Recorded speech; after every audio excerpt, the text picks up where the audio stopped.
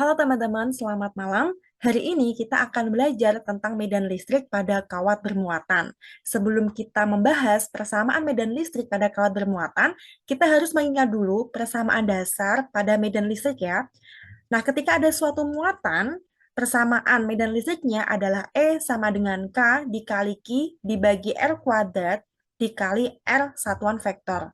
Nah, sekarang bagaimana kalau misalkan muatannya itu berada di suatu benda yang kontinu, misalkan seperti pada batang atau pada cincin yang bermuatan. Kalau soalnya seperti itu, maka kalian akan menggunakan yang namanya elemen tinjau. Kalau menggunakan elemen tinjau, persamaan medan listriknya menjadi DE sama dengan K dikali dQ dibagi R kuadrat dikali R satuan vektor. Untuk contoh kasusnya, seperti gambar berikut ya. Nah, di sini terdapat sebuah batang yang panjangnya L, kemudian ditanya nih, berapa medan listrik di titik P yang berjarak A dari batang. Kalau ada soal seperti ini, langkah pertama kalian menghubungkan kedua ujung batang ke titik yang ditanyakan. Seperti ini. Kemudian setelah itu kalian buat elemen tinjaunya. Untuk elemen tinjau itu bebas ya, boleh dimanapun selama itu masih di batangnya. Nah, di sini tak buat elemen tinjaunya itu berada di area sebelah kanan seperti ini. Nah, ini elemen tinjau ya, yang total muatannya dq, kemudian dia jaraknya dx. Nah, dari sini jarak elemen ke titik P itu simbolnya R. Garis tegak ke R itu adalah theta. Nah, sekarang baru nih kita menggambar medan listriknya. Nah, di situ muatannya positif. Kalau muatan positif, arah medannya menjauh atau keluar. Ke sini arahnya. Di sini ada DE, kemudian kita proyeksikan ke sumbu X ada DEX, ke sumbu Y ada DEY. Untuk sudut theta, kalau kita pindah posisinya sama dengan sebelah sini kan ya teman-teman. Sudut sehadap. Nah, sekarang dari tegak ke garis B itu kita sebut theta B, kemudian dari tegak ke garis A kita sebut sebagai theta A. Baru setelah ini kita menuliskan persamaan umum medan listrik, di mana kita punya nih kalau medan listrik di titik P itu ada apa aja? Ada medan listrik pada sumbu X ke arah kiri, ya kan ya berarti min I, ditambah DEY ke arah atas berarti J positif. Nah, sekarang masing-masing DEX sama DEY-nya kita uraiin.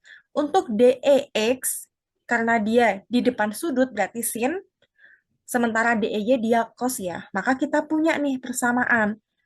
Tadi DE kan K dQ per R kuadrat kan, menjadi K dQ per R kuadrat, karena di depan sudut berarti sin theta min I, ditambah DEY-nya menjadi K dikali dQ per R kuadrat dikali cos theta J. Seperti ini. Nah, karena masing-masing K dikali dq per R kuadratnya itu sama, ya kan ya, boleh dijadikan satu nggak apa-apa, supaya penulisannya lebih sederhana. Seperti ini. K dikali dq per R kuadrat dalam kurung sin theta min I ditambah cos theta J. Kayak gini nggak apa-apa teman-teman. Nah, setelah itu dq-nya kita uraiin menjadi lambda dikali dx. Jadi di sini ya, dq karena di sini satu dimensi batangnya, berarti dq itu sama dengan lambda dikali dx. Kita ubah ke sini dq-nya.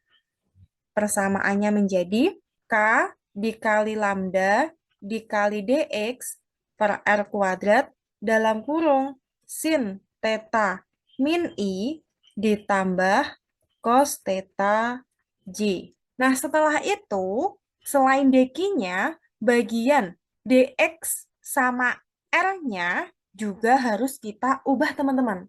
Kenapa kok kita ubah? Karena kita ingin memasukkan yang namanya operator sudut atau d theta. Karena di soal ini pada gambarnya ya batasnya itu berupa sudut. Nah, bagaimana cara ngubahnya? Untuk mengganti dx sama r-nya kita bisa menggunakan bantuan pada segitiga yang kakak blok warna kuning ini. Nah, penggambaran segitiga siku-sikunya seperti ini ya teman-teman.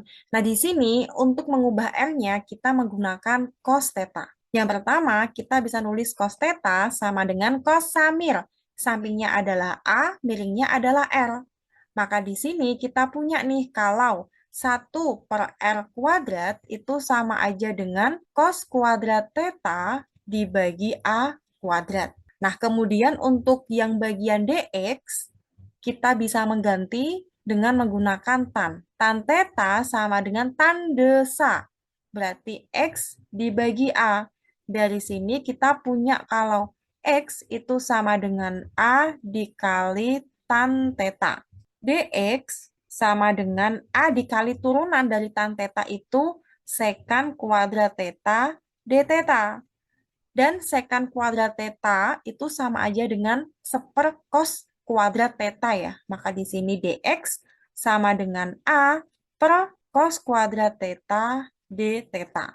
Nah, persamaan yang sebelumnya, yang ini tadi, kita tulis ulang ya, menjadi dE sama dengan K lambda dx per R kuadrat dalam kurung min sin theta I ditambah cos theta J.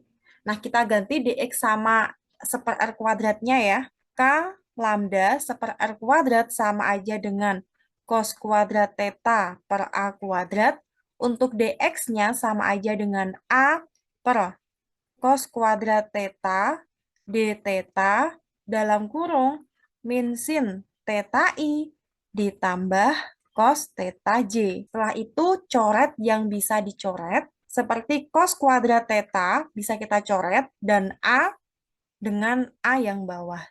Sehingga persamaannya menjadi E sama dengan K lambda per A integral min sin theta I plus cos theta J d theta. Batas bawahnya mana? Batas bawah kita lihat dari penggambaran sudutnya. Kalau kita lihat sudut theta B sama theta A itu dimulai dari sisi kiri ke sisi kanan. Aliran membuat sudutnya. Jadi di sini batas bawahnya theta A, batas atasnya dia theta B. Kalau diuraiin menjadi K lambda per A, integralnya min sin theta itu kan cos ya. Cos theta I ditambah integralnya cos itu adalah sin theta J, batasnya dari theta A ke theta B.